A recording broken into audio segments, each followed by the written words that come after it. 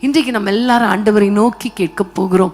ஆண்டவரே, நாங்கள் உம்முடைய சமூகத்திலே நாங்கள் இருக்க எங்களை அர்ப்பணிக்கிறோம். எங்களுடைய குடும்பமாக குடும்ப ஜெபம் பண்ணவும், உம்முடைய பிரசன்னத்தை காத்து கொள்ளவும், பரிசுத்தமாக வாழவும் அர்ப்பணிக்கிறோம் என்று சொல்லி அவருடைய பிரசன்னத்தில் அவருடைய சமூகத்தில் நீங்கள் இருந்தீங்கன்னா ரிசல்ட் என்ன தெரியுமா?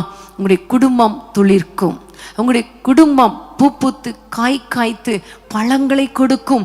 கனி கொடுக்கிற ஒரு வாழ்க்கை வாழும்படி ஆண்டவர் உங்களுக்கு கிருபை பாராட்டுவார். ஆமேன், ஹல்லேலூயா. பிரியமான தேவ பிள்ளைகளே, இந்த நேரத்தில் நம்ம எல்லாரும் ஜெபிக்க போறோம்.